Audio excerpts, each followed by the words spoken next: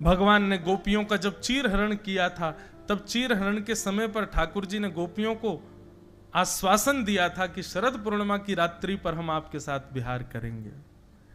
आज शरद पूर्णिमा की रात्रि हुई, सब गोपियां अपने अपने कार्यों में रत हैं, अपने अपने कार्यों में व्यस्त हैं।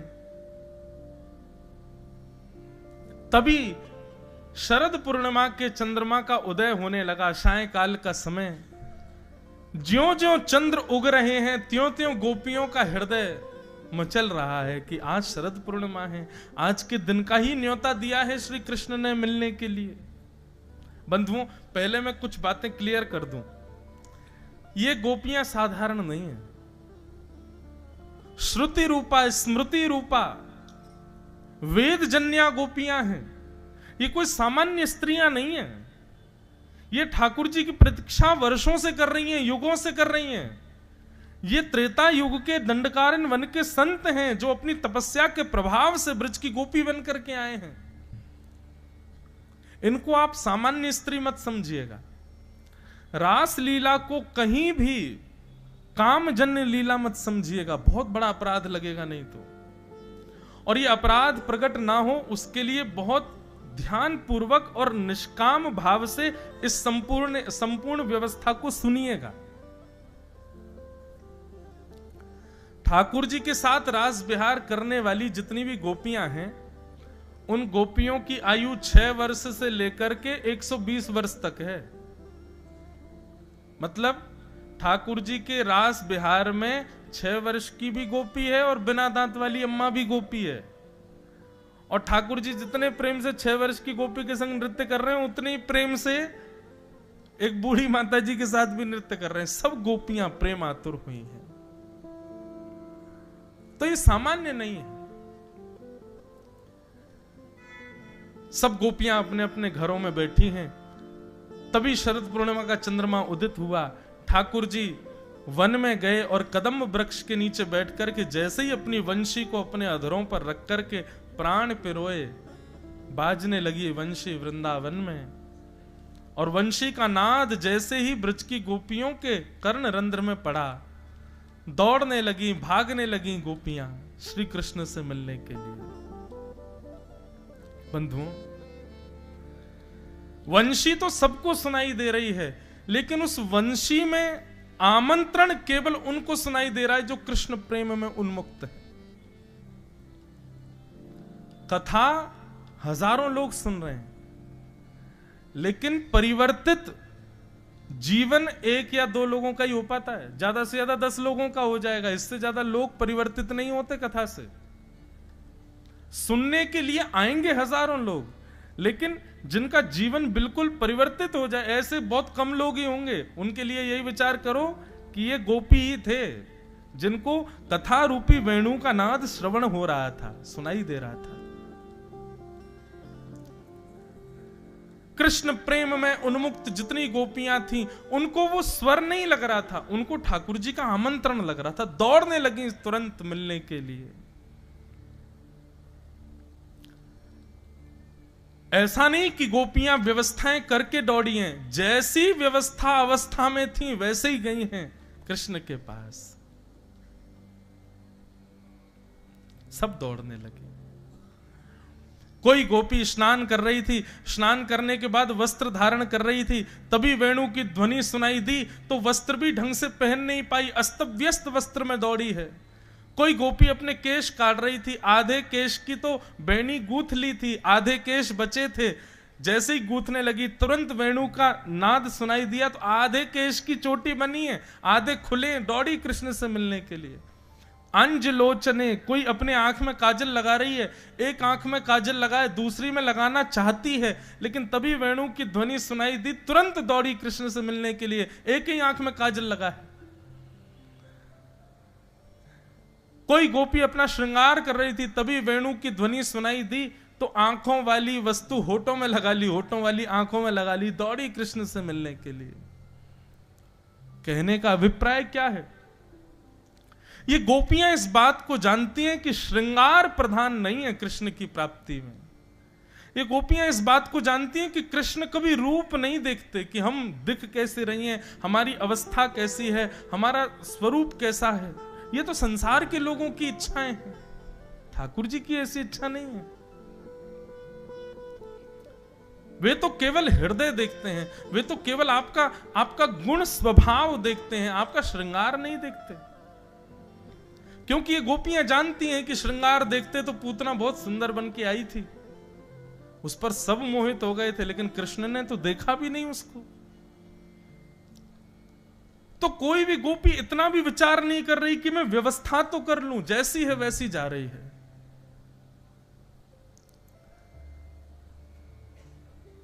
सब गोपियां पहुंच गईं वन में। असंख्य लाखों गोपियां सामने खड़ी हैं। कदम वृक्ष के नीचे श्री कृष्ण बैठ करके वेणुनाद कर रहे हैं, वेणु रव कर रहे हैं। तभी ठाकुर जी ने नेत्र खोल करके देखा तो जहां तक दृष्टि जा रही थी सब गोपियां, और अस्त व्यस्त हैं गोपियां। किसी के केश खुले हैं, किसी के नेत्रों की दशा विचित्र है, किसी का श्रृंगार विचित्र है, किसी के वस्त्र विचित्र हैं। ठाकुर जी प्रसन्न हो गए और प्रसन्न होकर के ठाकुर जी कहते हैं, स्वागतम वो महाभाग प्रियम किम करवाणि व ब्रजस्यानामयं कस्य ब्रूता गमन कारणम।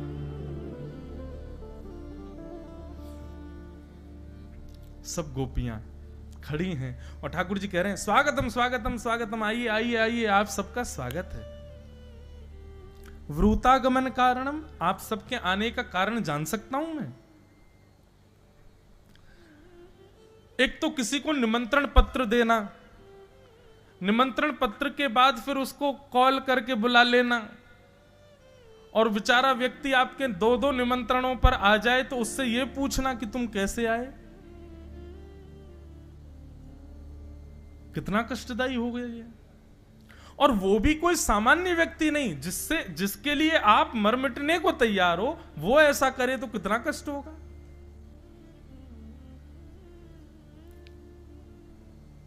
वो तो बढ़िया हुआ कि ये गोपियां आजकल की नहीं थी, नहीं ठाकुर जी को बता देती फिर।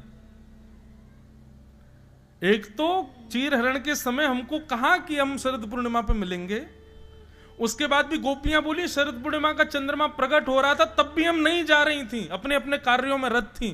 फिर वंशी बजाई, वेणु बजा करके हमारे कान में आकर के स्वर घोल करके कह रहे हैं कि जल्दी आओ, मैं तुम्हारी प्रतीक्षा कर रहा हूं। और जब हम सब काम छोड़ के चली आ रही हैं, यहां आकर के खड़ी हो गई, लोक लाज छोड़ के आ गई, पति परिवार छोड़ के आ गई, अपने बच्चों को छोड़ के आ गई, ये भी विचार नहीं कर रही है कि लौट के जाएंगी तो क्या होगा हाल। और ये कह रहे हैं ब्रूतागमन कारण, हम अपने आने का कारण बताओ। अच्छा एक बात बंधुओं पुष्ट करूं, ये आजकल ये पुष्ट करनी पड़ती है, कलयुग चल रहा है ना, 2 मिनट में संशय करते हैं लोग। तो ठाकुर जी की जो रास लीला है या इस प्रकार की जितनी भी लीलाएं हैं, इन सब में शुकाचार्य जी वर्णन करते हैं योग मायाम उपाश्रित। ये जितनी भी गोपियां ठाकुर जी के पास गई हैं, अब यहां वर्णन आता 6 महीने तक ठाकुर जी रास बिहार करते रहे, तो 6 महीने तक पति बच्चे परिवार कुल खानदान ये सब ऐसे ही पड़े थे, इनको जरा भी नहीं लगा हमारी बहू बेटियां सब कहां चली गई।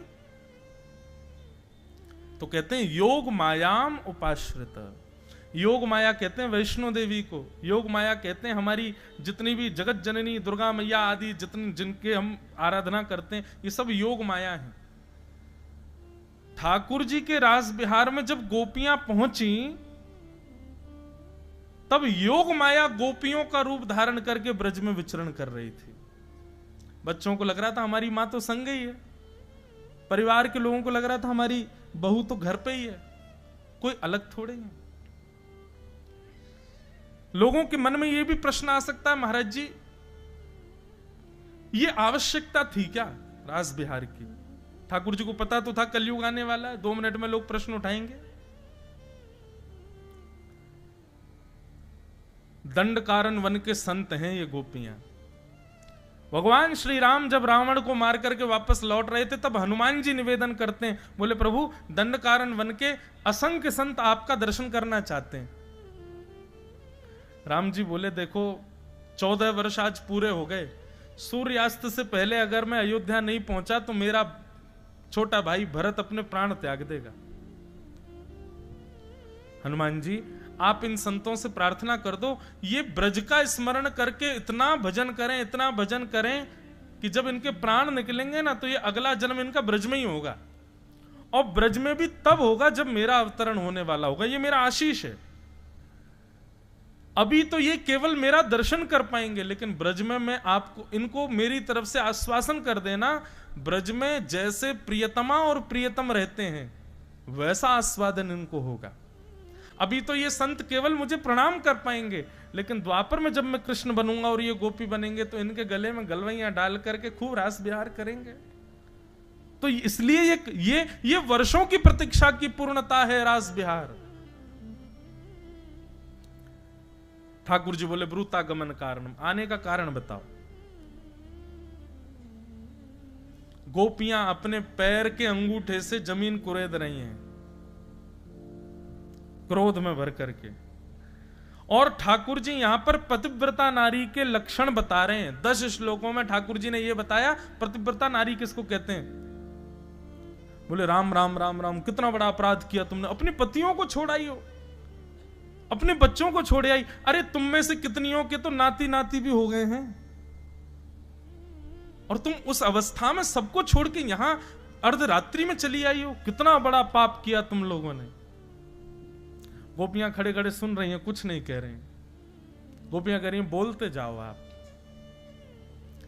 ठाकुर जी कहते हैं भर्तु शुश्रूषणम स्त्रीणाम परो धर्मो यमायया तद्बंधूनाम च कल्याणम प्रजानाम चानुपोषणम। बोले पतिव्रता नारी का धर्म पता है आपको। गोपियां बोली आप ही बताओ। बोले एक पतिव्रता नारी थी, उसका पति अग्निहोत्र करता था। पति के अग्निहोत्र के बाद पति थकान के कारण सो गया, पत्नी पंखा जल रही थी, और उसी समय उनका छोटा सा बालक अग्निकुंड की ओर जा रहा था। अब पत्नी की गोद में पति सो रहा था सर रख करके। पत्नी ने सोचा उठ करके बचाने जाऊंगी तो पति की नींद खुलेगी, मेरा पातिव्रत धर्म टूटेगा, लेकिन बालक को नहीं बचाऊंगी तो वो तो अग्नि में गिर जाएगा। लेकिन उस पतिव्रता स्त्री ने क्या किया, तुरंत अग्निदेव का स्मरण किया और कहा यदि मैंने अपने पति की सच्चे हृदय से सेवा की हो, इनके अतिरिक्त किसी के प्रति मेरा भाव उत्पन्न ना हुआ हो, मेरे पातिव्रत धर्म के फलस्वरूप आप मेरे बालक की रक्षा करना अग्निदेव। गोपियां बोली फिर क्या हुआ। ठाकुर जी बोले फिर क्या, बालक अग्निकुंड में गिरा। थोड़ी देर बाद जब पति की नींद खुली तो दोनों दौड़ करके गए, अग्निकुंड में देखा तो जो जलते हुए अंगार थे वो पुष्प बन गए और उनके बीच में बालक खेल रहा था। ये पतिव्रता नारी का धर्म है। एक कथा और सुनाए पतिव्रता नारी की, बहुत अच्छी और बड़ी अनसुनी कथा है। रावण जब पूरे विश्व पे दिग्विजय प्राप्त कर चुका था, देवताओं को भी हरा दिया रावण ने अपने बल के आगे। तो एक दिन रावण अपनी सभा में बैठा अपने जंघा को थापते हुए कह रहा था, मुझे लगता है पूरे त्रिलोक में 14 भुवन में मुझसे ज्यादा बलशाली कोई नहीं है, मैंने सबको जीत लिया। तब उनके सभा में एक व्यक्ति बुजुर्ग सा आया और आकर के कहा, महाराज आप निश्चित ही बलशाली हैं, पर हम आपसे प्रार्थना करना चाहेंगे कभी अवध नरेश महाराज रघु के यहां मत जाइएगा। भगवान श्री राम जिस वंश में प्रकट हुए, रघुवंश, वो रघु महाराज। ये तब की बात है जब रघु महाराज विराजते थे अवध में। तो व्यक्ति ने कहा, बोले महाराज आप निश्चित ही पूरे विश्व पर जीत चुके हैं, लेकिन आप कभी भूल करके अवध की तरफ मत जाइएगा, अयोध्या के राजा रघु के सामने मत जाइएगा। रावण बोला, आपने मुझे ललकारा है, मुझे चेता दिया है, अब तो मैं जाऊंगा। बोले महाराज मैं फिर हाथ जोड़ के प्रार्थना करूंगा, मत जाइएगा, वे बहुत बलशाली हैं। अरे मैंने सबको हरा दिया, इंद्र आदि कुबेर आदि सब हारे पड़े मुझसे, ये रघु क्या चीज? बोले कि इसके लिए हम आपसे बस प्रार्थना करेंगे, आप एक बार विद्यार्थी बनके हमको देखने जाओ, बस फिर आपको लगे कि हाँ मैं युद्ध कर सकता हूं तो करना।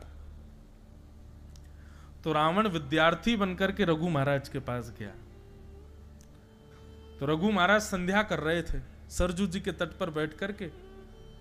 संध्या में निधान होता है बंधुओं, हाथ में जल लेकर के ऐसे अघमर्षण का जल हाथ उठा करके पीछे की ओर डाला जाता है। कहते हैं कि वो जल यदि वृक्ष पर भी गिर जाए तो पूरा वृक्ष सूख जाएगा, इतना बलशाली होता है अघमर्षण का जल। तो महाराज रघु जब अघमर्षण का जल सिद्ध कर रहे थे, उसी समय उनके चिंतन में आया कि दक्षिण भारत के किसी ब्राह्मण के यहां एक गौ माता बंधी हुई है और उस गौ माता पर एक शेर आक्रमण कर रहा है और वो ब्राह्मण त्राही माम करके रक्षमाम करके चिल्ला रहा है, कोई रक्षा करो, कोई रक्षा करो। तभी रघु महाराज ने उसका चिंतन किया और चिंतन करके उस अघमर्षण के जल को शेर का चिंतन करके अपनी भुजा के पीछे अयोध्या में फेंका और दक्षिण में उस ब्राह्मण के यहां गौशाला में उस शेर का वध हो गया। ये थे महाराज रघु। रावण ने जब ये दृश्य देखा, रावण दौड़ करके गया, बोले महाराज आपने अभी अभी कुछ किया है, ये अघमर्षण का जल आपने जो पीछे फेंका, निश्चित ही मुझे जो विस्फोट की आवाज आई थी उससे ऐसा लगता है कि आपने किसी का वध किया है। तब महाराज रघु ने पूरी बात बताई, ऐसे ऐसे एक जगह हो रहा था, उसको मार दिया। रावण बोला ये तो मैंने पहली बार देखा भगवान, ऐसा योग बल कि आप यहां बैठे बैठे किसी को ही मार देते हो। रावण बोला सही कह रहे थे वो, इनसे युद्ध नहीं, इनसे तो नीचे बैठे बैठे इनसे सीख लें पहले। तो रावण उनसे विद्या सीखने लगा। एक दिन रावण पीछे पड़ गया कि महाराज मेरी लंका चलो, आप मेरे गुरु हैं, एक बार लंका में पैर पधरा दो। रघु महाराज ने एक कुशा उठाई और सरजू जी के किनारे कुछ बनाने लगे और बनाते बनाते रावण से बोले सुनो, ये तुम्हारा घर है, ये तुम्हारा भवन है, यहाँ मंदोदरी रहती है, यहाँ कुंभकर्ण सोता है, यहाँ पर विभीषण रहते हैं, यहाँ पर तुम्हारे पुत्र अक्षय कुमार रहते हैं, आदि आदि सबके बारे में वहीं बैठे बैठे उन्होंने बता दिया। बोले महाराज आपको कैसे पता, आप कभी लंका गए? बोले नहीं गए नहीं है, बस हमको दिख रहा है। और सुनो इस वाले द्वार पे लंकिनी नाम की राक्षसी बैठी रहती है, सब वहीं दिखा दिया। रावण बोला जय हो भगवान, आप दिव्य हैं प्रभु, मेरी लंका चलो, मेरी लंका में चरण पद। बहुत जिद की तो गलती से रघु महाराज का हाथ उस नक्शे के एक कोने में पड़ गया। रघु महाराज बोले राम राम राम, जे क्या हो गया? रावण बोला क्या हुआ? बोले अरे हमारा हाथ पड़ गया इसके ऊपर। तो बोले इससे क्या हुआ? बोले इतनी तुम्हारी लंका का हिस्सा समुद्र में डूब गया अब, क्योंकि मेरा हाथ गलती से पड़ गया। रावण दौड़ करके लंका गया तो वास्तव में उतना टुकड़ा डूब रहा था समुद्र में। रावण बोला कि भाई ये रघु तो साधारण नहीं है, युद्ध करना तो दूर की बात है, ये तो कहीं पे भी कुछ भी कर सकते हैं, मुझे भी मार सकते हैं। तब रावण ने पूछा कि रघु महाराज की बल का कारण क्या है। तब एक संत ने आकर के बताया, बोले रघु महाराज स्वयं भी वेदज्ञ हैं, स्वयं भी गुरुनिष्ठ हैं, पर उनसे भी ज्यादा उनकी पत्नी, वो गुरुजनों को प्रणाम करती हैं, वो सेवा करती हैं, यज्ञ करती हैं, सब करती हैं और पतिव्रता धर्म का पालन करती हैं। इनकी पत्नी के पातिव्रत धर्म का बल रघु महाराज को मिला हुआ है। रघु महाराज को मारने का केवल एक तरीका है, इनकी पत्नी का पातिव्रत धर्म जब टूटेगा तभी आप इनके ऊपर आक्रमण कर सकते। रावण बोला हम राक्षस हैं, इतना तो हम पे आता है, हम रघु का रूप धारण करके जाएंगे और इनकी पत्नी का पातिव्रत धर्म तोड़ देंगे। रघु महाराज किसी कार्य से बाहर गए थे, रावण रघु का रूप धारण करके अयोध्या आ गया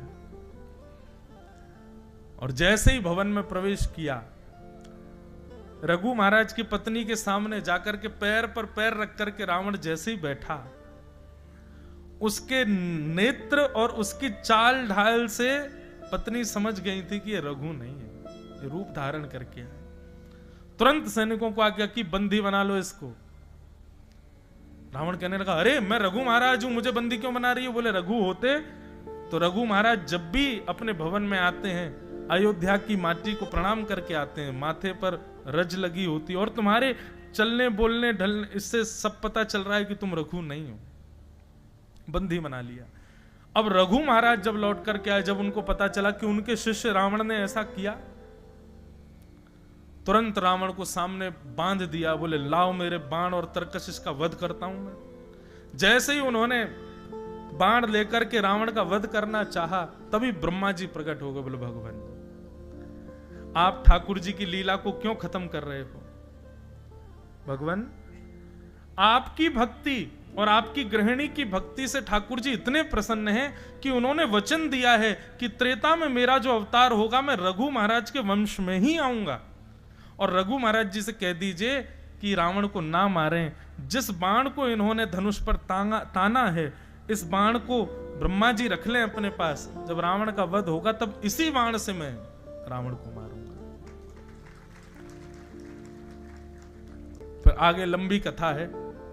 राम जी जब रावण को मारने के लिए गए, खूब बाण मारे, नहीं मरा। तब विभीषण जी ने बताया, बोले महाराज ऐसे ऐसे बात है, रघु महाराज जिसको मारने वाले थे, वो बाण ब्रह्मा जी को रघु महाराज ने दे दिया था। फिर रावण ने तपस्या की और तपस्या करके ब्रह्मा जी को प्रकट किया। ब्रह्मा जी प्रसन्न होकर के बोले, वर मांगो, क्या चाहिए? बोले रघु महाराज ने जो बाण आपको दिया है वो मुझको दे दो, उसमें मेरे प्राण हैं। ब्रह्मा जी बोले, यार ये तो तुमने फंसा दिया हमको। और ब्रह्मा जी को ना चाहते हुए वो बाण रावण को देना पड़ा। रावण ने वो बाण अपनी किसी प्रिय स्थान पर छिपा रखा, ये किसी को नहीं पता कि वो कहां है। राम जी ने तुरंत हनुमान जी को बुलाया, बोले बाण ढूंढ के लाओ, पूरी लंका में ही कहीं है। हनुमान जी बोले, भगवान मुझे ऐसा लगता है कि कितना भी बड़ा क्रूर व्यक्ति क्यों ना हो, अपनी मूल से मूल्यवान वस्तु अपनी पत्नी को देता है। मुझे ऐसा लगता है मंदोदरी के पास बाण होगा। राम जी बोले, युक्ति लगाओ, लेके आओ। सोई महाराज हनुमान जी नन्हे से बौने ब्राह्मण बने और त्रिपुंड आदि लगा करके, और महाराज हाथ में वेद लेकर के सीधे मंदोदरी के पास पहुंचे। मंदोदरी के पास पहुंच करके ब्राह्मण देवता आशीर्वाद देने लगे, सौभाग्यवती भव, सौभाग्यवती भव। मंदोदरी कहने लगी, काय बात का सौभाग्य? मेरे पति को इतने बाण मारे जा रहे हैं और आप कह रहे हैं सौभाग्यवती भव। अब मैं विधवा होने वाली हूं और आप कह रहे सौभाग्यवती भव। हनुमान जी बोले, अरे देवी, तुम भूल गई क्या? रावण के प्राण तो एक बाण में रहते हैं और वो बाण तो रावण ने कहीं छुपा रखा है। जब तक वो नहीं मिलेगा राम जी को, तब तक कैसे मरेगा रावण? तुम क्यों डरती हो? मंदोदरी को याद आया। मंदोदरी हंस करके बोले, अरे हाँ हाँ हाँ भगवान, अरे मैं तो भूल ही गई थी। वो बाण तो मेरे ही कक्ष के जो है खंबे में ही तो रखा है, मैं रोज उसकी पूजा करती हूं। और मंदोदरी जाकर के उस खंबे से लिपट गई। इतने में हनुमान जी ने अपना रूप धारण किया, एक मुष्टिक प्रहार की, खंबा तोड़ के बाण निकाल के ले गए, जाके राम जी को दे दिया, लो मार दो भगवान। राम जी ने चढ़ा करके उसका वध कर दिया। ये दक्षिण की एक रामायण है, उसमें ये कथा वर्णित है। तो पूरी कथा का कारण क्या था? पातिव्रत धर्म। पतिव्रता नारी सामान्य नहीं होता है, उसमें बहुत बल है। पत्नी के भजन में भी बल बढ़ता है, पति के कार्यों में भी बल बढ़ता है। ठाकुर जी कह रहे हैं पतिव्रता नारी के धर्म है, और तुम सब अपने पतियों को छोड़ के यहां चली आई हो। बंधुओं, ये नियम है ठाकुर जी का। जब आप भक्ति पथ पर आएंगे तो आपको संसार के विषयों को ठाकुर जी आपके सामने प्रस्तुत करेंगे कि इसको भोग लो, ये तुम्हारे लिए है। आपने यदि उसको भोग लिया तो आप पथ से भ्रष्ट हो जाओगे। इसलिए भक्ति पथ पर चलते समय संसार के कितने भी विषय आए, उनको ठाकुर जी के द्वारा परीक्षा समझ करके त्याग कर देना, उसको सेवन मत कर लेना। ठाकुर जी लोभ दे रहे हैं गोपियों को, मानो कि ये पाप समझ करके वापस तो भी चली जाएंगे, लेकिन गोपियां नहीं गई। पतिव्रता नारी के खूब धर्म समझाए ठाकुर जी ने। जब ठाकुर जी बोलते बोलते थक गए, तब गोपियां बोली, हो गया आपका, अब हम बोलें कुछ? भगवान बोले, हां बोलो। तब गोपियां कहती हैं, चित्तम सुखेन भवतापहतं ग्रहेषु यन्ने विशत्युत्करावपि गुह्यकृत्ये पादौ पदं न चलतस्तव पादमूला यामः कथं ब्रजमथो करवाम किं वा। नाथ, आप हमें व्यभिचारिणी मत समझिए कि हम अपने पति का, बच्चों का त्याग करके आई हैं तो शायद हम व्यभिचारिणी हो, हमारे मन में कोई दूषित भाव हो, आप ऐसा मत समझिए भगवान। हमारा प्रेम है आपसे, और वो प्रेम कैसा है कि आप हमको कभी मत मिलो, हमको कभी मत दिखो, हमसे कभी मिलने मत आओ, हमारे सामने कभी मत आओ, पर हम आपकी हैं, आप हमारे हैं, ये विश्वास सदैव हमारे चित्त में प्रकट रखो। ऐसा प्रेम है हमारा। आप यदि हमें त्याग देंगे, चले जाएंगे, जीवन भर लौट करके नहीं आएंगे, हम तब भी आपसे प्रेम करेंगे। हमारा प्रेम आपको कभी परेशान नहीं करेगा भगवान। आप हमको व्यभिचारिणी मत समझो। नाथ, आप कहते हैं कि हम वापस चली जाएं, ठीक है, चली जाएंगी हम, लेकिन हमारी एक वस्तु आपके पास है, वो हमको वापस कर दो। ठाकुर जी बोले, मेरे पास क्या है आपका?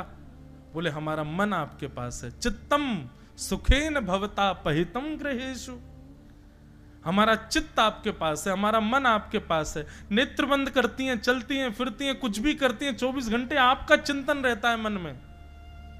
या दो हनने बहनने मथनो पलेप प्रेंखें खनार भरुदितो क्षणमार जनादो, 24 घंटे आपका चिंतन चला रहता है भगवान, क्योंकि चित्त आपके पास है। वो चित्त हमको वापस कर दीजिए।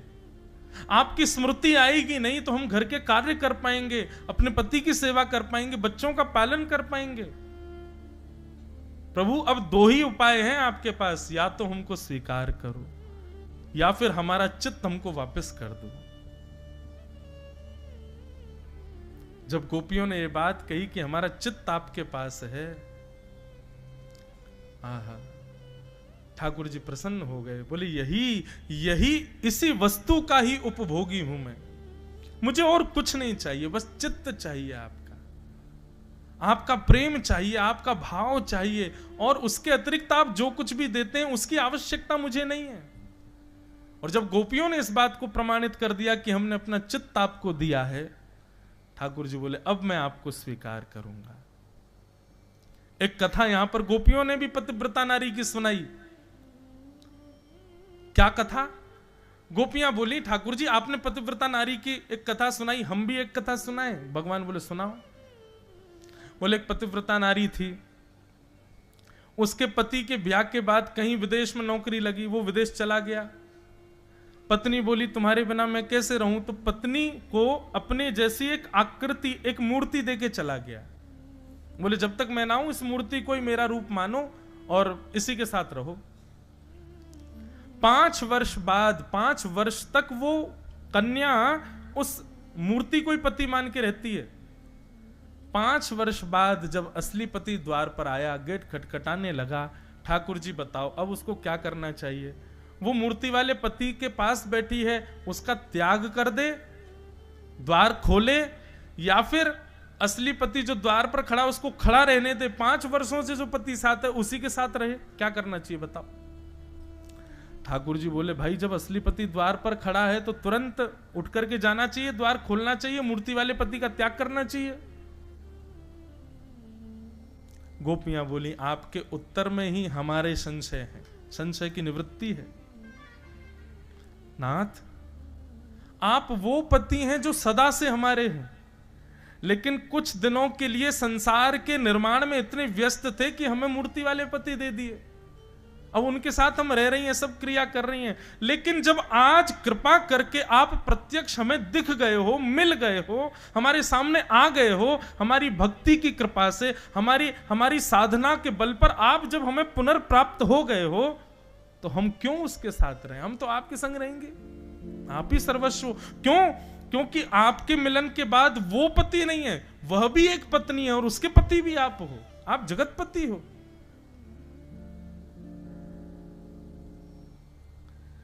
गोपियों के इन भावों में बंधुओं समस्त शास्त्र विद्यमान हैं। जगत नियंता, जगदाधार, त्रिलोकीनाथ, जिनके आगे वेद भी थर-थर कांपते हैं, वो भी मौन होकर के गोपियों की बात सुन रहे हैं। गोपियों के इस भाव में जब ठाकुर जी ने झांक करके देखा तो निष्कामता का जब दर्शन हुआ, तब ठाकुर जी ने अपने आप को सहज कर दिया। ये कामजन्य नहीं है गोपियों का प्रेम। भगवान गोपियों के साथ रास करने लगे। रास का मतलब क्या है? लाखों गोपियां हैं, कृष्ण एक हैं। किसी गोपी के पास जाते हैं, उस गोपी से पूछते तुमने कुछ खाया? नहीं खाया। ठाकुर जी उसको कुछ पवाने लगते हैं। तुमने कुछ पिया? नहीं पिया। ठाकुर जी अपने हाथ से जल पिलाते हैं। कोई गोपी कहती लाला मुंह पे चलो ना जा रहा, ठाकुर जी उसके चरण दबाते हैं। कोई गोपी कहती मुझको तो बड़ी गर्मी लग रही, ठाकुर जी उसके पंखा जलते हैं। मतलब रास का मतलब क्या हुआ कि परब्रह्म परमात्मा अपने वैष्णव भक्तों के लिए सहज हो गए।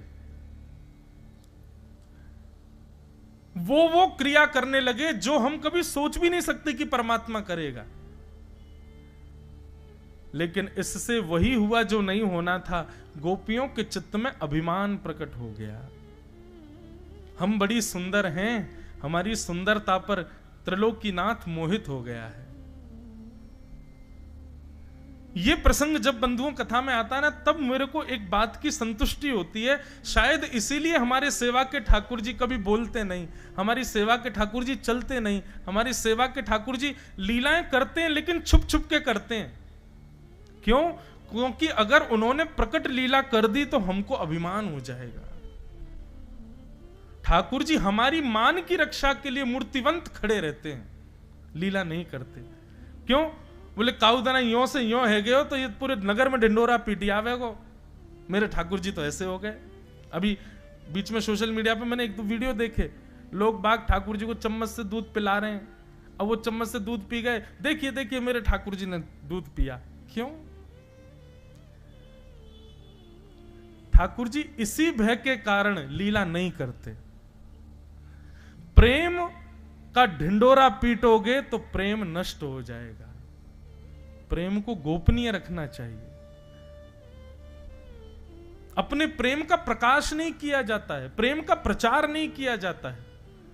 हम व्यास मंच से कई बात आप सबके हृदय में विश्वास प्रकट हो इसलिए अपने ठाकुर जी की कई लीलाएं सुना देते हैं, लेकिन फिर हमको भोगना पड़ता है 3, 4, 6 महीने तक। फिर लाल जी की कोई लीला अनुभव नहीं होती। फिर प्रेम का प्रकाश करने से प्रेम घटता है। इसलिए प्रेम को जितना हो सके छुपाओ, गोपनीय रखो, उसका प्रकाश मत करो।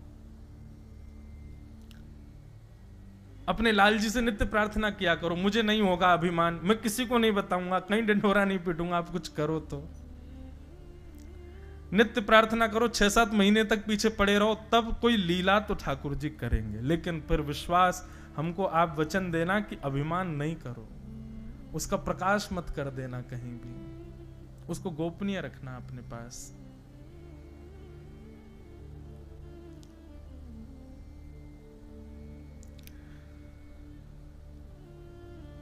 हमारे मान की रक्षा के लिए ठाकुर जी मूर्तिवंत रहते हैं, स्थूल बन के रहते हैं कि कहीं हमको अभिमान ना हो जाए। गोपियों को अभिमान हो गया, और जैसे ही अभिमान हुआ, अभिमान होते ही ठाकुर जी वहां से अंतर ध्यान हो गए। अभिमान आते ही ठाकुर जी मूर्तिवंत हो जाते हैं, फिर वो चैतन्यता को छुपा लेते हैं। और जिस दिन आप मान रहित होकर सेवा करोगे ना, हमारी बात का विश्वास मान लीजिएगा, आप ठाकुर जी की सेवा करेंगे, स्पर्श करते ही आपको ऐसा अनुभव होगा जैसे किसी मानव की त्वचा का स्पर्श करते हैं। इत्र लगाओगे तो ऐसा अनुभव होगा कि ठाकुर जी के रों का स्पर्श हो रहा है। मान युक्त रहोगे तो ऐसे ही लगेगा जड़ वस्तु है, जड़ पदार्थ है।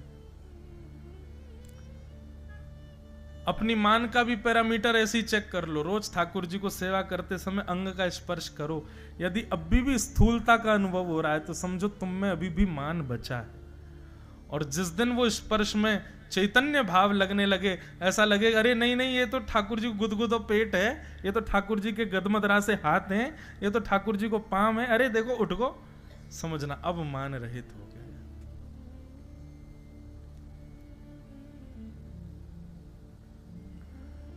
ठाकुर जी अंतर ध्यान हो गए। अच्छा एक बात और, खूब प्रयास कर रहे हैं फिर भी ठाकुर जी का स्थूलता का ही अनुभव हो रहा है, इसका मतलब मान है, तो क्या करें?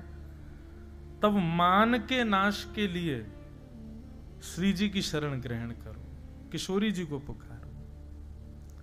श्री जी मान विहीन करती हैं।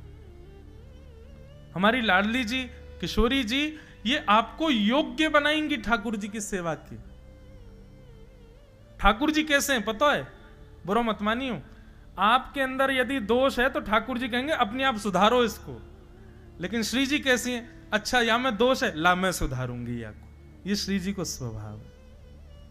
मैं कथा सुनाया करता हूं, हमारे वृंदावन में एक सूरदास जी थे, नेत्र नहीं थे उनके पास, खूब बचते थे ठाकुर जी को। सोई ठाकुर जी प्रकट हो गए, प्रकट होकर के बोले अरे सूरदास देख मैं आ गए हो।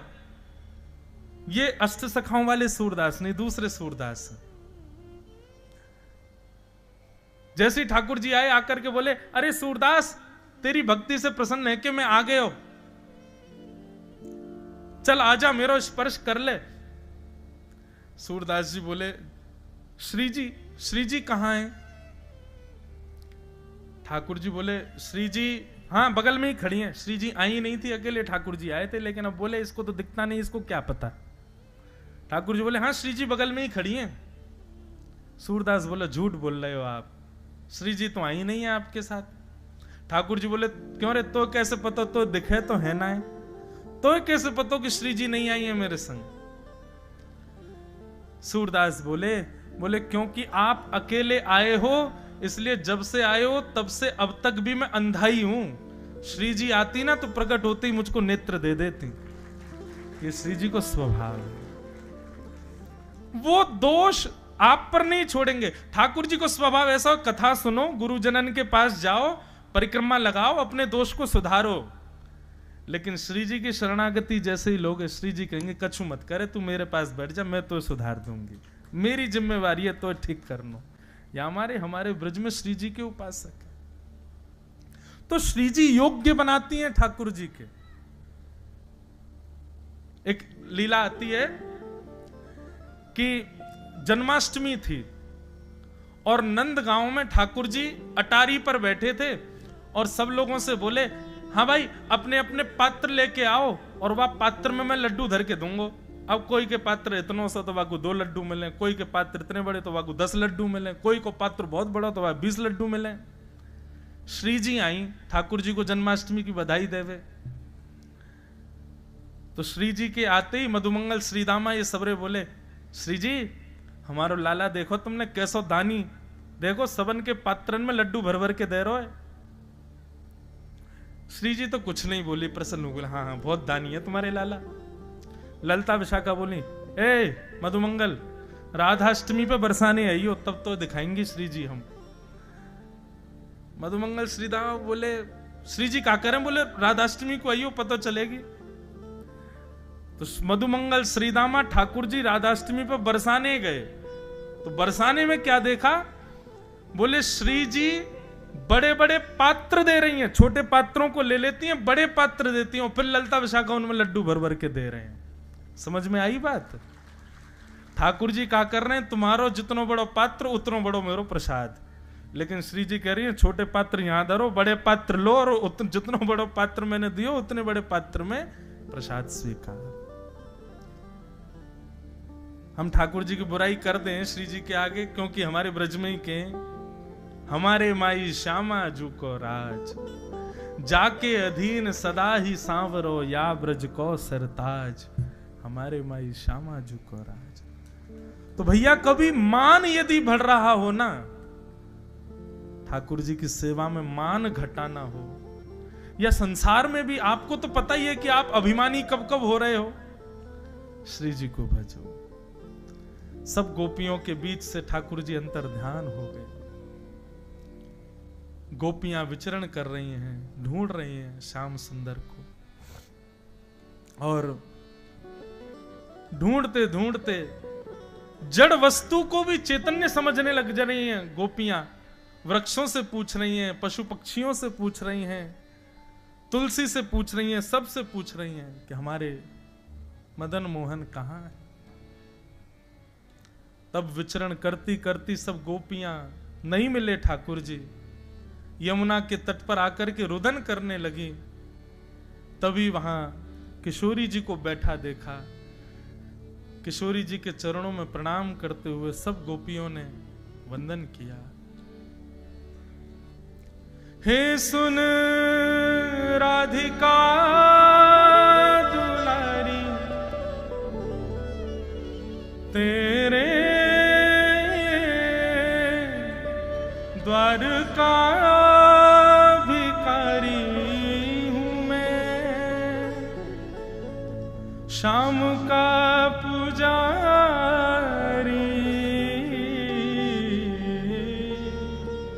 पीड़ा है हमारी हमें श्याम ना मिला, हमें श्याम ना मिला, हमें श्याम ना मिला। बंधुओं, मुझे पता है ये पद बहुत प्रिय है सब लोगों को, पर इस पद को सुनिए नहीं, नेत्र बंद करो, श्री जी को याद करो, श्री जी से प्रार्थना करो, जो शब्द हैं वो कहो श्री जी से, तब इस पद को गाने की सार्थकता है। सब हमारी लाडली जी को याद करो और प्रार्थना करो। इतने दिन है गए कथा सुनते भये, कहते भये, सेवा करते भये, देख लो ना श्री जी, लाल जी कृपा नहीं कर रहे हैं, आप कुछ अनुग्रह करो। इस भाव से गाओ। हे सुन राधिका दुलारी, सुन राधिका दुलारी, तेरे द्वार का भिखारी, तेरे तेरे श्याम का पुजारी, एक पीड़ा है श्याम ना मिला, हमें श्याम ना मिला, हमें श्याम ना मिला, हमें श्याम ना मिला। बोल वृषभानु दुलारी।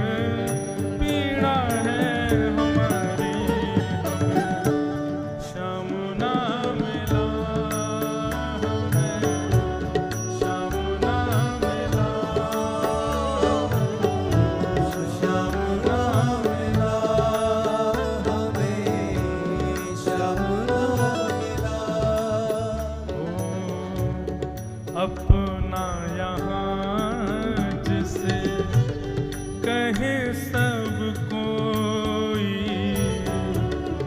अपना यहाँ जिसे कहे सब कोई अपना यहाँ जिसे कहे सब कोई अपना यहाँ जिसे कहे सब कोई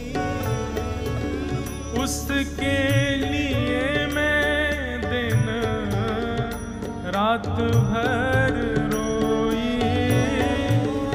उसके लिए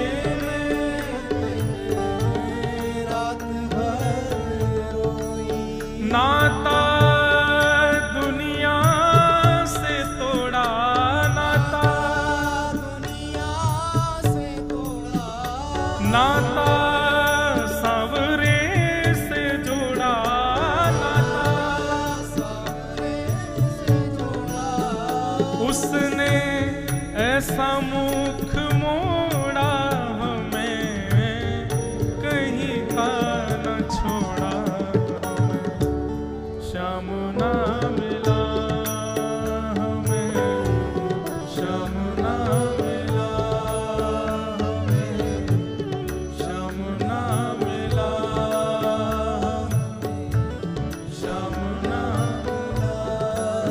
हे सुन राधिका दुलारी सुन राधिका दुलारी तेरे द्वार का भिखारी तेरे हूँ मैं श्याम का पुजारी एक पीड़ा है हमारी श्याम ना मिला हमें श्याम ना मिला हमें श्याम ना मिला हमें श्याम बोलो वृषभानु दुलारी करताल बजा के गाओ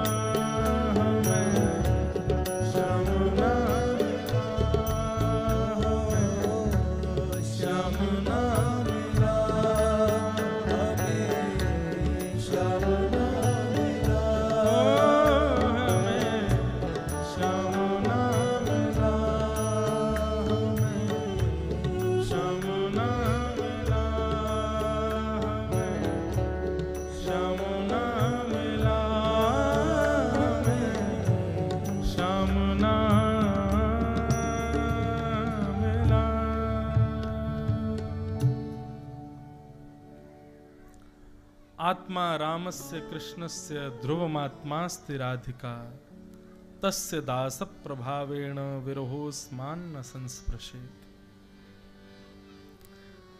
श्री जी की शरणागति करने से अपने दुर्भाव को नष्ट करके हम भगवत प्राप्ति कर सकते हैं। सीधे भी ठाकुर जी मिलेंगे, लेकिन प्रयासरत हमको होना पड़ेगा। लेकिन जब श्री जी की कृपा में, उनकी छत्र छाया में जब पहुंच जाते हैं, तो श्री जी मातृवत होकर के, आचार्यवत होकर के हमको योग्य बनाते हैं ठाकुर जी के। गोपियां सब वंदन करने लगी, प्रार्थना करने लगी किशोरी जी से। तब मुझे ऐसा लगता है बंधुओं कि ये गोपी गीत जो गोपियों ने गाया है, ये किशोरी जी की कृपा से ही गोपियों के हृदय में प्रकट हुआ है। मान रहित गोपियों के हृदय में ये भाव श्री जी के अनुग्रह से ही प्रकट हुआ है। गोपियों ने गोपी गीत गाया। हम 2-3 श्लोक गोपी गीत के गा लें, उसके बाद फिर ठाकुर जी प्रकट होंगे, महारास होगा। जयति तेधिकं जन्मना ब्रजः श्रयत इंदिरा सस्वदत्रे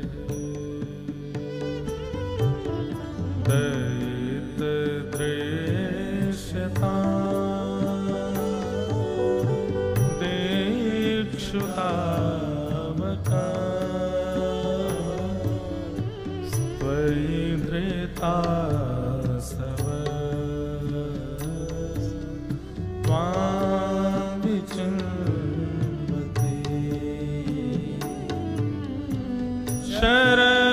शरदुदासे साधु जात सरसे जो दर श्रीनुषादृशा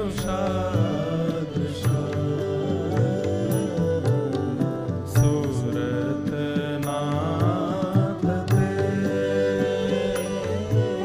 अशोक दास का वरदने तो नेह क्यों बता विष जलाप्यया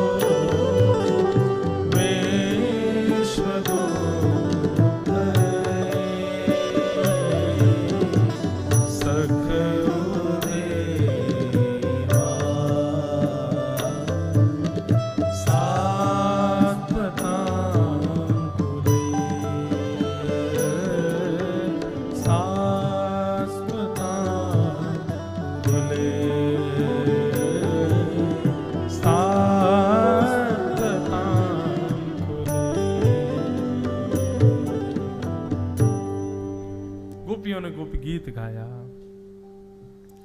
और इस गीत को गाते हुए रुर्दु स्वस्वरम राजन कृष्ण दर्शन लालसा, जब कृष्ण दर्शन की लालसा में गोपियों के नेत्र से अविरल अश्रुधार गिरने लगे।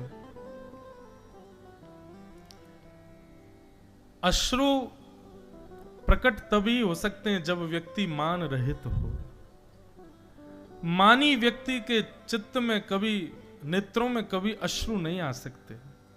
अभिमानी व्यक्ति रोता नहीं है, मान रहित व्यक्ति ही रुदन करता है, और वो भी कृष्ण भक्ति का रुदन। संसार के किसी संबंध में रुदन हो जाए ये मानी व्यक्ति कर सकता है, लेकिन कृष्ण भक्ति में प्रेमाश्रु प्रकट होना ये तो तभी होगा जब भक्त मान रहित हो सकता है।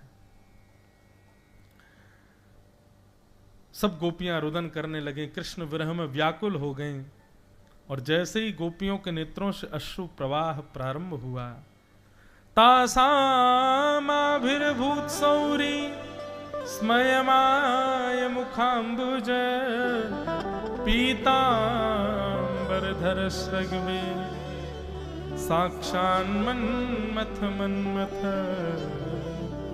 साक्षान्मन्मथ मन्मथ।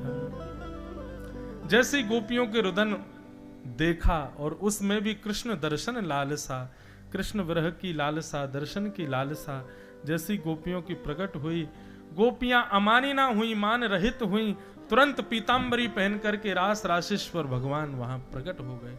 बोलो रास राशेश्वर भगवान की जय। सब गोपियों ने ठाकुर जी के, किसी ने हाथ पकड़े, केश पकड़े, चरण पकड़े, ठाकुर जी की पीतांबरी पकड़ ली, सबने ठाकुर जी को पकड़ लिया। और सब गोपियां कहने लगी, बोले श्याम सुंदर अब नहीं जाने देंगे हम। ठाकुर जी बोले हम कहीं नहीं जाएंगे, मान होगा तो हम निश्चित चले जाएंगे।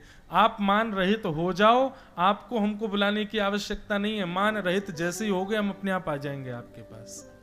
हम आपसे दूर हैं तो इस बात का प्रमाण मान लीजिए कि आप मान युक्त हो, और हम आपके समीप हैं तो इसका मतलब आप मान विहीन हो। ठाकुर जी सन्मुख और विमुख इन दो ही स्थिति में ही होते हैं। या तो वैष्णव अपराध कर दो तो ठाकुर जी विमुख हो जाएंगे, या फिर आप मानी हो जाओ, अपने किसी क्रिया का, अपने किसी कर्म का अभिमान आपके भीतर आ जाए तो ठाकुर जी विमुख हो जाएंगे। कभी किसी वैष्णव का अपराध मत करो और मान रहित रहो, ठाकुर जी सदा आपके सन्मुख रहेंगे, सदा संग रहेंगे। गोपियां सब कहने लगी ठाकुर जी अब नहीं जाने देंगे। भगवान बोले हम जाएंगे भी नहीं, अब आप मान रहित हो गई हो। तो जितनी गोपी उतने ठाकुर जी ने रूप धारण कर लिए। पहले तो रास हुआ, अब ठाकुर जी महारास कर रहे हैं। जैसे ही ठाकुर जी ने महारास की योजना बनाई, इतने में ही महाकाल उज्जैन में बैठे हुए महाकालेश्वर भगवान विचलित हो गए। बोले ठाकुर जी महारास कर रहे हैं और हम यहीं बैठे बैठे अपने ऊपर अभिषेक करवाते रहे, ऐसा कैसे काम चले। सोई महादेव दौड़े सीधे वृंदावन की ओर। जैसे ही वृंदावन में प्रवेश करने लगे, गोपियों ने मार्ग रोक दिया। बोले कहां घुसे जा रहे हैं भगवान? बोले रास बिहार हो रहा है, रास करने जा रहे हैं ठाकुर जी के साथ। बोले भीतर रास बिहार में एक ही पुरुष अलाव है, श्री कृष्ण, उसके अलावा सब गोपी हैं यहाँ पर। आपको भीतर जाना है तो आपको भी गोपी रूप धारण करना पड़ेगा। महादेव ने तुरंत अपना कमंडल आगे करके भिक्षा याचना करते हुए अन्नपूर्णा मैया को प्रकट किया। अन्नपूर्णा मैया अन्न सामग्री लेके प्रकट हुई। महादेव बोले अन्न नहीं, आज तो आप अपना श्रृंगार दे दो हमको। और मां अन्नपूर्णा ने अपना श्रृंगार महादेव को प्रदान कर दिया। ये बढ़िया नाक में नथनी पहनी, कानन में कुंडल पहने, बिच्छू बिच्छू लटक रहे थे। अन्नपूर्णा मैया ने सबको भगा दिया, गले में से सर्प वर्प उतार दिए, गले में हार पहनाए नव लखा के। जे बढ़िया महाराज नीचे घेरदार बढ़िया जो पहनती है माताएं आदि सब पहनाया उनको। चुनरी उनरी उड़ा करके, होठों पर लालिमा लगा के, आंखन में काजल वाजल पधरा करके महादेव के जटाओं को खोल दिया और खोल करके यमुना जल से धो दिया। जटा बना रखी थी, केश बनाया। जे घुंघराले केश महादेव के इतने सुंदर लग रहे हैं कि महाराज क्या कहें। और उसमें मूंछ हो रहे महादेव की। गोपी तो बने पर मूंछ वाली गोपी बन के आए। ऐसा रूप धारण कियो, धम धम मर्दानी चाल, और लिए घूंघट हाथ में चल रहे हैं महादेव। गोपियां बोली अरे देखियो ये कैसी गोपी आ रही है। बोले ऐसे भीतर ना जान देंगी, पहले आपको मुख देखेंगी। महादेव घूंघट करके खड़े हैं। गोपियां बोली एक गोपी ने एक अपनो मुख तो दिखाए थे। महादेव बोले नहीं, हम जिनके लिए तैयार हुए हैं उन्हीं को ही दिखाएंगे। गोपी बोली अरे हमें पता है तू बहुत मलूक है, नहीं दिखाए तो दे, अगर सुंदर होगी तो ही भीतर जान देंगी, ने को कोई कमी लगी तो यहीं रोक देंगी। महादेव बोले वैसे तो बात यह है कि अगर हमने घूंघट ऊपर कर लिया ना तो तुम सब मूर्छित हो जाओगी, रोकने वाला बचेगा ही नहीं। हमारा रूप ऐसा है कि उसको वही देख सकता है जो भीतर नृत्य कर रहा है, आप नहीं देख पाओगी। गोपियां बोली नहीं, मुख तो दिखाना पड़ेगा। जैसे ही महादेव ने नेक घूंघट ऊपर किया, महाराज ये सुंदर महादेव के घुंघराले केश, कटाक्ष नेत्र, तीसरों नेत्र फड़फड़ा रहा है महाराज। जैसे ही श्याम सुंदर आए तुरंत नेत्र खोल के दर्शन कर लें। मूछन में इत्र लगा है, होठन में लालिमा लगी है, ये बढ़िया सुंदर सुंदर कड़ूला पहने, नीचे पाजे करधनी डाले महादेव गोपी बन के खड़े। ऐसा रूप कभी किसी ने ना सोचा था ना देखा था। गोपियां वहीं मूर्छित हो गई। महादेव बोले हम पहले ही मना कर रहे थे, रोकने लायक बचोगी नहीं, लेकिन मानी नहीं। महादेव जैसे ही आए, भीतर नृत्य कर रहे श्याम सुंदर ने महादेव को देखा, दौड़ करके गए, लेकर के आए और महादेव के साथ नृत्य करने लगे। जहां स्वयं नारायण श्री कृष्ण रूप में, महादेव गोपेश्वर रूप में नृत्य कर रहे, तो भला कोई शांत कैसे बैठता। सूर्य ने भी आज नृत्य करना प्रारंभ किया। महाराज शरद पूर्णिमा रात्रि थी, लेकिन सूर्य भी प्रकट हो गया, वो भी नृत्य कर रहे हैं, चंद्रमा भी नृत्य कर रहे हैं, तारे भी नृत्य कर रहे हैं, गंधर्व भी नृत्य कर रहे हैं, आकाश भी नृत्य कर रहे हैं, पृथ्वी भी नृत्य कर रही है, 14 भुवन नृत्य कर रहे हैं, नदियां भी रूप धारण करके आई, सब नृत्य कर रहे हैं। क्यों? आज वृंदावन में महारास हो रहा है। राधा नचे कृष्ण नचे, नचे गोपी जन, राधा नचे कृष्ण नचे, राधा नचे कृष्ण नचे, नचे गोपी जन, राधा नचे कृष्ण नचे, नचे गोपी जन। क्यों? मन मेरा बन गया सखीरी पावन वृंदावन,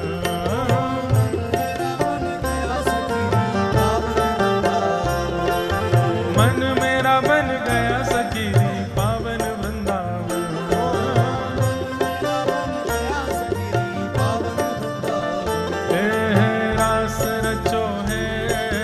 रास रचो है आज यमुना के नारे, महारास रचो है, रास रचो है, रास रचो है आज यमुना के नारे, महारास रचो है, ओ रास रचो है, रास रचो है आज यमुना के नारे, महारास रचो है, रास रचो है, रास रचो है आज यमुना के नारे, महारास रचो है, ओ रास रचो है, रास रचो है आज यमुना के नारे, महारास रचो है, रास रचो है, रास रचो है आज यमुना के नारे, महारास रचो है। सूरज भी नाचे, चंद्र नाचे, नाचे तारागण,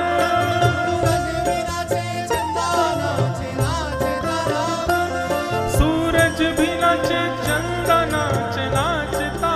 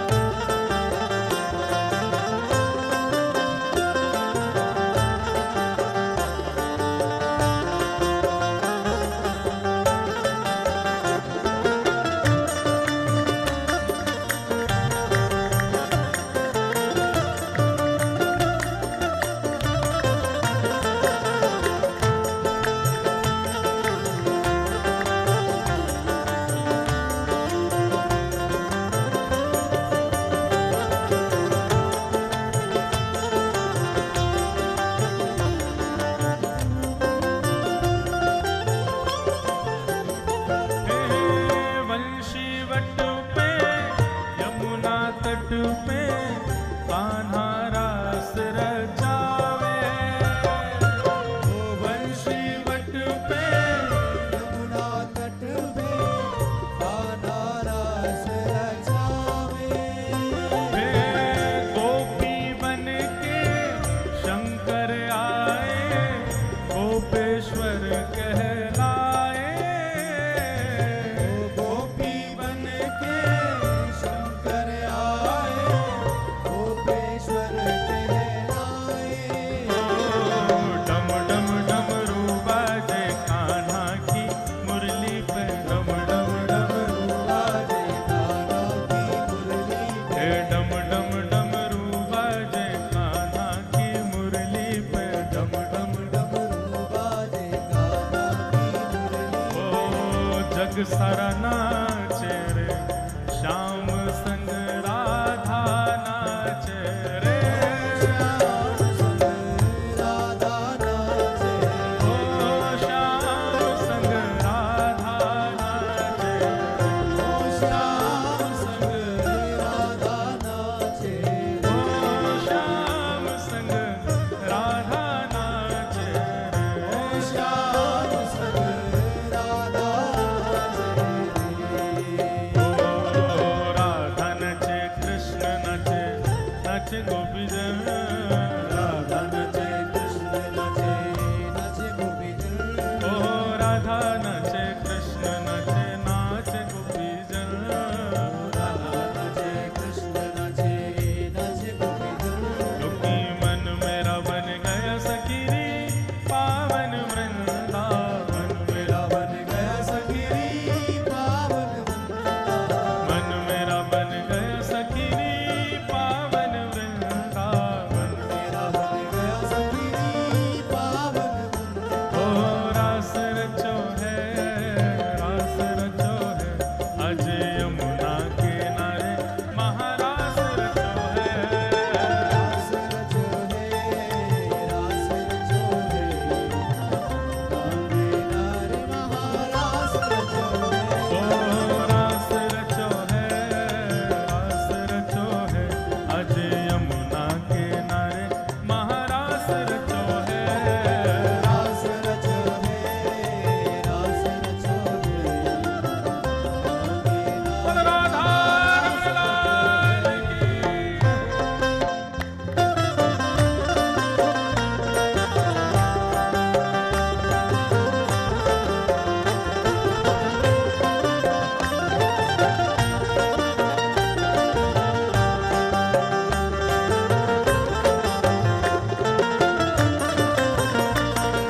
रास रासेश्वर भगवान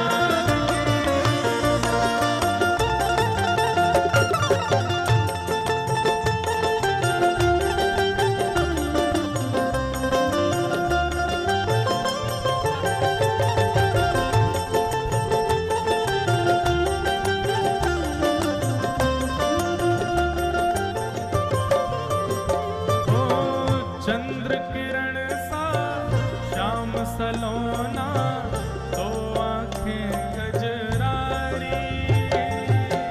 चंद्र किरण सा श्याम सलोना दो आंखें गजरारी। ओ ठुमक ठुमक नाचे गोपियन के संग जग का पालनहारी।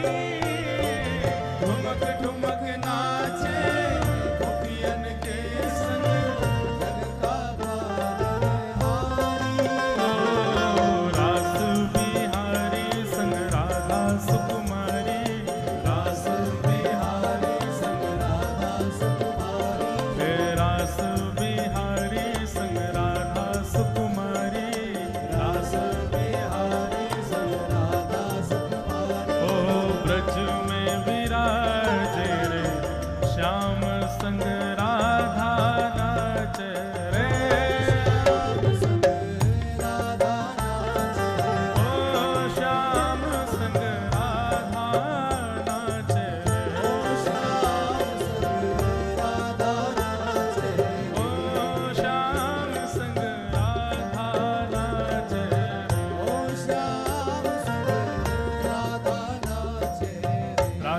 नाचे कृष्ण नाचे नाचे गोपी जन, राधा नाचे कृष्ण नाचे ओ राधा नाचे कृष्ण नाचे नाचे गोपी जन, राधा नाचे कृष्ण नाचे नाचे गोपी जन। क्योंकि मन मेरा बन गया सखी रे पावन वृंदावन। मेरा मन गया सखी रे पावन वृंदावन। हे ब्रह्मा भी नाचे शंकर नाचे नाचे देवगण, ब्रह्मा भी नाचे शंकर नाचे नाचे देवगण। ब्रह्मा भी नाचे शंकर नाचे नाचे देवगण। ब्रह्मा भी नाचे शंकर नाचे नाचे देवगण। हे सूरज भी नाचे चंदा नाचे नाचे तारागण, सूरज भी नाचे चंदा नाचे नाचे तारागण। क्योंकि मन मेरा बन गया सखी रे पावन वृंदावन। मन मेरा बन गया सखी रे हे रास रचो है, रास रचो है, अज यमुना किनारे महारास रचो है, रास रचो है। महारास रचो। हे रास रचो है, रास रचो है, अज यमुना किनारे महारास रचो है। रास रचो रे, रास रचो रे। सब लोग आवाज से रास रचो रे।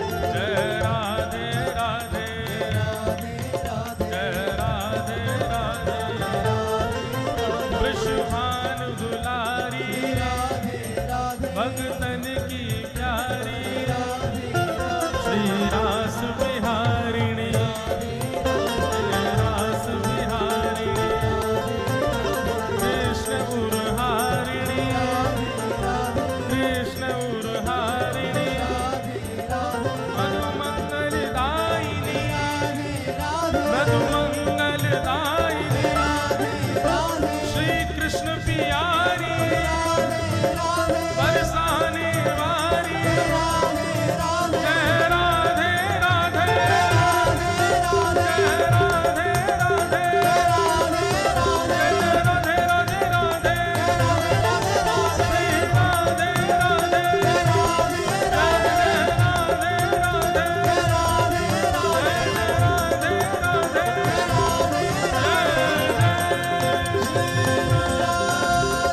रास रासेश्वर भगवान की, राधा रमण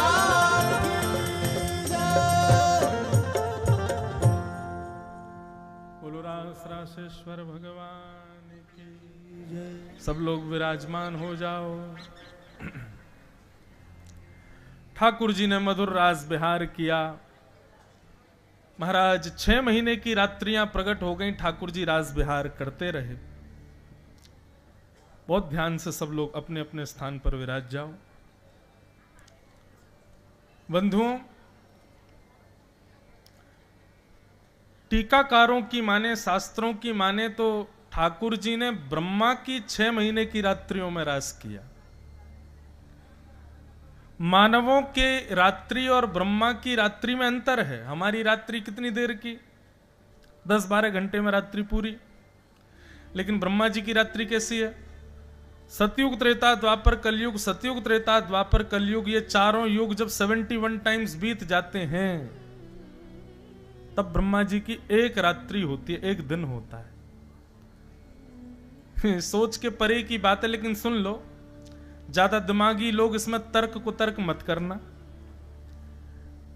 एक बात हम कहते हैं कथा में, ठाकुर जी बुद्धि लगाने के विषय नहीं है, हृदय लगाने के विषय है। उनमें बुद्धि मत लगाओ आप, क्योंकि आजकल के विज्ञान को पढ़ने वाले बुद्धि लगाएंगे तो उनको समझ में आ ही नहीं सकता, वो सिद्ध कर ही नहीं पाएंगे। भक्ति भागवत बुद्धि का नहीं, हृदय का विषय है। ब्रह्मा जी की एक दिन कितना बड़ा? बोले सतयुग, त्रेता, द्वापर, कलयुग, चारों युग 71 टाइम्स बीत जाते हैं तब ब्रह्मा जी का एक दिन होता है। ऐसी ब्रह्मा जी की 6 महीने की रात्रि तक ठाकुर जी रास बिहार कर रहे हैं। इसका मतलब क्या है? वृंदावन में 5000 वर्ष पहले ठाकुर जी के प्रादुर्भाव पर रास नहीं हुआ था।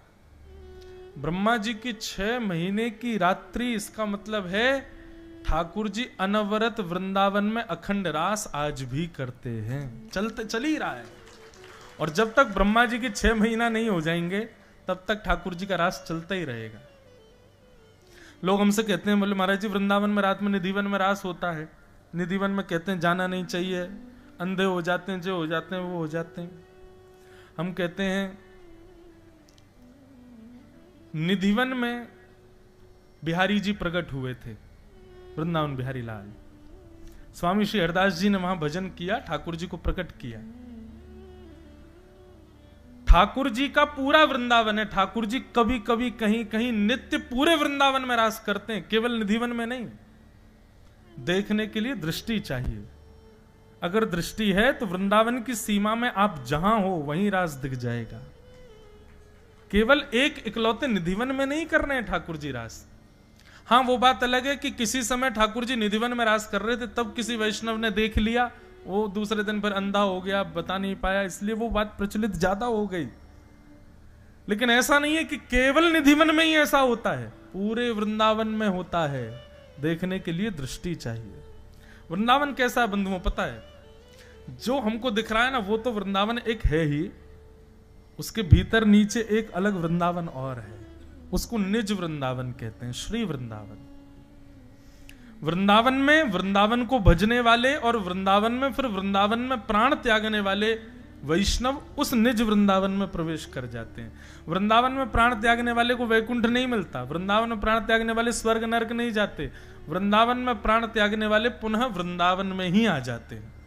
लेकिन इस वृंदावन में नहीं आते जो हमको दिख रहा है। इसी वृंदावन में निज वृंदावन और है, जहां इस शरीर से और इन सांसारिक स्थितियों से जाना असंभव है। मैं कथाओं में बताया करता हूं वृंदावन में और निज वृंदावन में अंतर क्या है। वृंदावन में आपको बिहारी जी, राधा रमण जी, राधा वल्लभ जी, ये सब मिलेंगे वृंदावन में। लेकिन निज वृंदावन में जब आप जाएंगे तो वहां बिहारी जी का मंदिर है, लेकिन मंदिर में जैसे ही जाओगे तो बिहारी जी एक जगह खड़े हुए नहीं मिलेंगे। कहो तो ऊपर बैठे हो अटारी पे, कहो तो नीचे आपके पास, अरे खाली आता है मुकू को छू लेके ना आयो, चल खवा मुकू। ठाकुर जी वहां बिल्कुल चैतन्य भाव से विचरण कर रहे हैं। निज वृंदावन में कभी हल्ला हो जाएगा, बोले अरे भैया सब लोग चलो यमुना जी पे श्यामा श्याम लीला कर रहे हैं, सब जाके यमुना तट पर बैठ जाएंगे, तभी एक दिव्य मंच प्रकट यमुना जी में हो जाएगा और श्यामा श्याम अष्ट सखियों के साथ वहां रास विहार कर रहे हैं, सबको दर्शन होगा। ये निज वृंदावन है।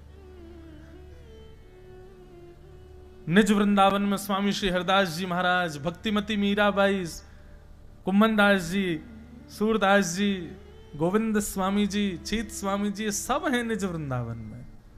वो कहीं जाते थोड़ी हैं, वहां प्रिया प्रियतम का नित्य रास विहार चलता रहता है।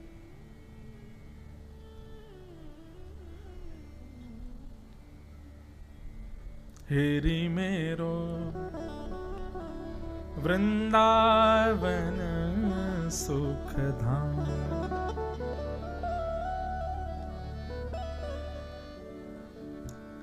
प्रिया लाल को लाढ़ लढ़ावत,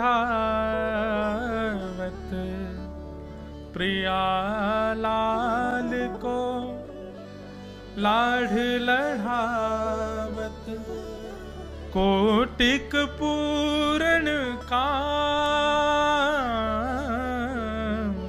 कोटिक पूर्ण काम, हेरी मेरो वृंदावन सुख धाम, हेरी मेरो वृंदावन। हम सप्ताह कथा में रस की चर्चा कम करते हैं, नहीं तो फिर वही वही होगी, कथा नहीं हो पाएगी। इसलिए हमने साल में कुछ दिन रखे हैं, उसमें हम केवल ठाकुर जी की रस चर्चा करते हैं, अंतरंग लीलाएं उन पर थोड़ा, और फिर उसके लिए थोड़ा ये भी देखना पड़ता है कि भाई वही सुने जो उपयोगी हैं, जो अधिकारी हैं।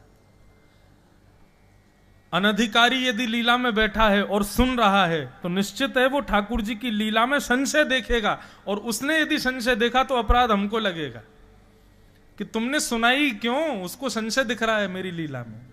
इसलिए हम बहुत डर डर के कथा करते हैं कि कहीं कभी कभी किसी, अब आप लोग नाच रहे थे तो पीछे की ओर मुझे एक ऐसा कोई व्यक्ति दिखा जिसको लीला सुनने की इच्छा थी। सही बता रहे हैं, उसको देखते ही ये लीला गाने का मन होने लगा। लेकिन फिर कुछ लोग ऐसे दिख गए कि नहीं ये तो अनधिकारी हैं, क्यों कहें। आप लोग ये मत सोचना हमारा नंबर है उसमें, अब ये हमारी दृष्टि की बात है। सब अधिकारी हैं, इसीलिए इस पंडाल में बैठे हैं, और उस लीला तक जाने के लिए ही आप लोग अभी कथा सुन रहे हो कि उस स्थिति में आ जाओ कि वो लीला सुन सको।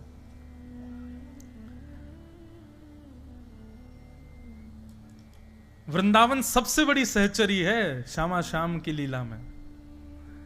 ललिता विशाखा आदि अष्ट सखियां, अष्ट सखा, ये सब तो वस्तु प्रयोजित करते हैं, पर वृंदावन श्यामा श्याम विहार करेंगे इसलिए सघन कुंज वृंदावन ने निर्मित की है। श्यामा श्याम लीला विहार करेंगे इसलिए सुंदर रज प्रकट की है। श्यामा श्याम लीला विहार करेंगे इसलिए यमुना वृंदावन ने प्रकट की है। ऐसा वृंदावन अद्भुत है बंधुओं वृंदावन। तो ये 6 महीने ब्रह्मा की रात्रि का अभिप्राय क्या है? बोले अनेक युगों तक, युगों तक ठाकुर जी वृंदावन में रास करते रहेंगे।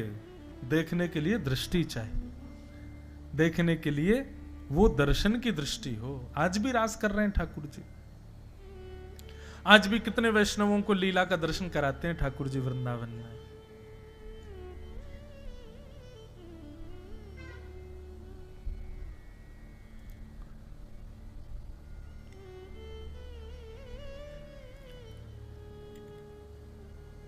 ताज बेगम, अकबर की पत्नी ताज बेगम,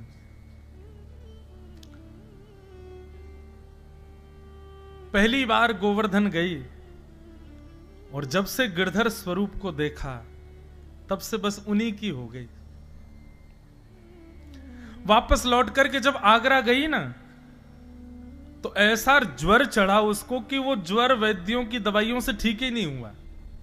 अकबर ने पूछा, बेगम तुम ठीक नहीं हो रही हो, क्या हो गया है? बोले कृष्ण विरह का ज्वर चढ़ा है हमें, आपसे प्रार्थना है हमें वृंदावन भेज दो वापस। वृंदावन भेज दिया, बड़ी मशक्कत करके आई, वृंदावन में रहने लगी। कई मंदिरों में उनको प्रवेश निषेध था, तो ताज बेगम क्या करती थी कि मंदिर से दर्शन करके आने वाले वैष्णवों से पूछती थी कि ठाकुर जी का श्रृंगार कैसा है। तो वैष्णव बताते, आज ठाकुर जी ने ऐसी पाग पहनी है, आज ठाकुर जी ने ऐसी माला धारण करी है, आज ठाकुर जी की पोशाक ऐसे रंग की है, आज ठाकुर जी के गले में ऐसी माला है। नेत्र बंद करके ताज बेगम सुनती और अपने मन में ही चित्र बनाती। करते करते करते करते करते स्थिति ऐसी हो गई कि अब ताज बेगम किसी से सुनती नहीं है। जब दर्शन खुलते हैं तो द्वार पर जाकर के बैठ जाती है और नेत्र बंद करके हाथ में एक सीख लेती है और रज में ही एक सुंदर आकृति बनाती है और भीतर से दर्शन करके आने वाले दर्शनार्थियों से कहती है, सुनो आप मत बताना, मैं बता रही हूं, आज ठाकुर जी ने पीली पाग पहनी है ना? बोले हाँ। आज गले में मोतिन की माला है ना? बोले हाँ। आज ठाकुर जी ने ऐसी पजम्मी पहनी है ना? बोले हाँ। आज ठाकुर जी ने गले में मोंगरे की माला पहनी है ना? बोले जी। आज ठाकुर जी ने अपने कानों में मत्स्याकृत कुंडल पहने हैं ना? बोले हाँ। जैसे ही सब पर हाँ करते ताज बेगम उसी में ही आनंदित हो जाती। अब उसको दर्शन के लिए मंदिर में जाने की आवश्यकता नहीं थी, वो बाहर बैठ के चिंतन करती थी और ठाकुर जी वहीं प्रकट होकर उसको उसके चित्त में एक छवि दिखा देते थे, आज हम ऐसे लग रहे हैं। ये कृपा वृंदावन करता है बंधु। अनेक भाव वृंदावन को हम बारंबार प्रणाम करते हैं। आगे बंधुओं भागवत में युगल गीत आता है। युगल गीत में एक बहुत सुंदर प्रसंग है, बस उसको कह के हम कंस वध की ओर चलेंगे, फिर रुक्मणी विवाह करेंगे। महाराज जी विराज रहे हैं, मुखिया जी भी बैठे हैं, तो और ने उच्चंग आ जाए बोलवे की। गोपियां कहती हैं यशोदा मैया से, विविध गोप चरणेषु विदग्धो वेणुवाद्य वृथा निज शिक्षा, तब सुतः सती यदादर बिंबे दत्त वेणुरनयत्य स्वर जाति। गोपियां यशोदा मैया से जाकर के कह रही हैं, बोले मैया एक बात बताओ, तुम्हारे लाला ने बंसी बजानो कहां सीखो, या के गुरुजी कौन है, जाकू बंसी बजानो कौन ने सिखायो। बोले क्यों? बोले मैया तुम्हारो लाला बंसी बजावे तो हमारे घर में भोजन ना बन पावे। मैया बोली क्यों भोजन क्यों ना बन पावे? बोले लाला की वंशी में ऐसो जादू है कि जड़ वस्तु भी चेतन है जाए। हम चूल्हे में लकड़ी लगावे जलावे और जैसी रोटी सेक वे बैठे, इतने में लाला बंसी बजा दे, सो सबरी चूल्हे में पानी पानी है जाए, लकड़ी में ऊ जला जाए, कोई जल ही ना पावे, जड़ वस्तु भी चेतन है कि बहने लग जाए। मैया तुम्हारे लाला ने बंसी बजानो कहां सीखो, या कि गुरुजी कौन है? मैया बोली क्यों? बोले बात दारी को पकड़ के जमुना जी में फेंक के आएंगी हम।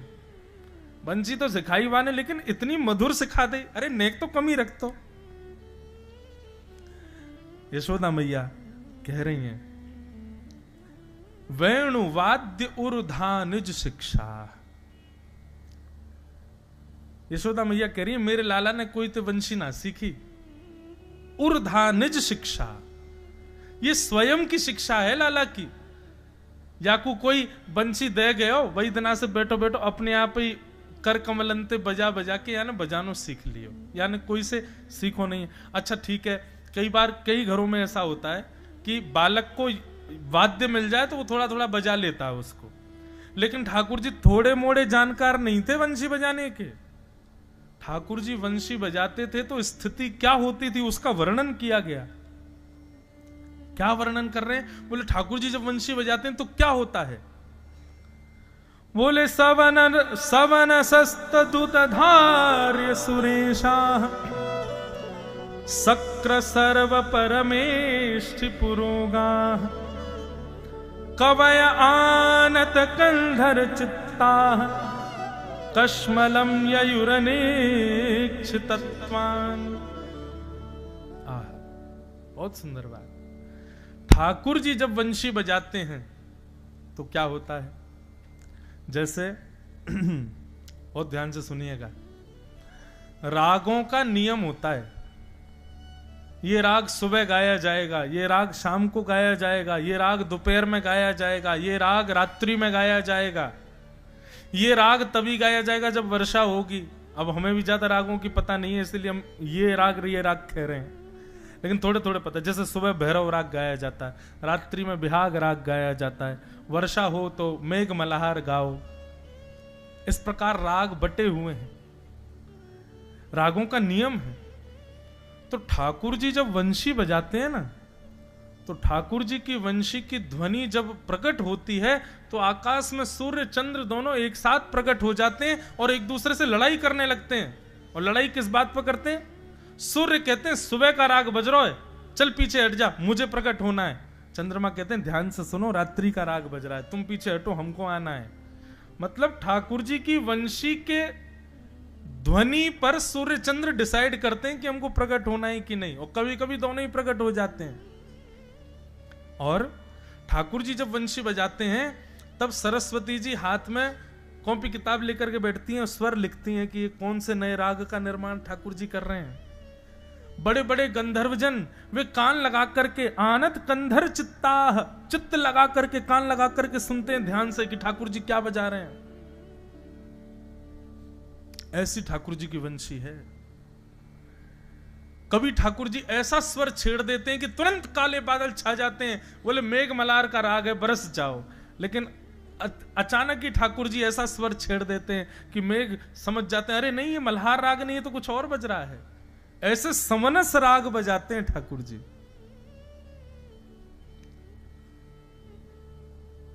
ऐसी ठाकुर जी की वंशी है। उसके विषय में गोपियां पूछने गई हैं यशोदा मैया से, आपके लाला ने वंशी कहां से सीखी?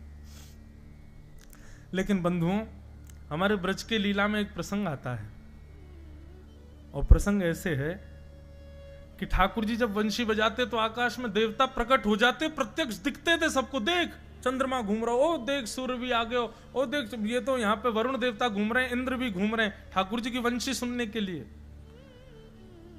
एक बार सब भगवान के ग्वाल बाल ललता विशाखा आदि सखीन से कहने लगे, सुनी हमारे लाला की वंशी, देख रहे हो देवता भी सुनवे आमे लाला की वंशी को।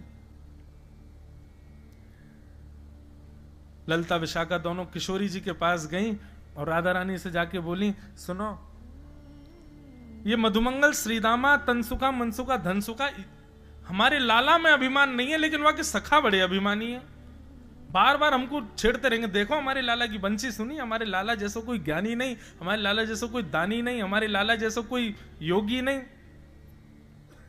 किशोरी जी आप एक बार ने मजा चकाए दो, एक बार ने एक आपकी दोनों की बैठ करके बढ़िया एक कंपटीशन कर लो ने।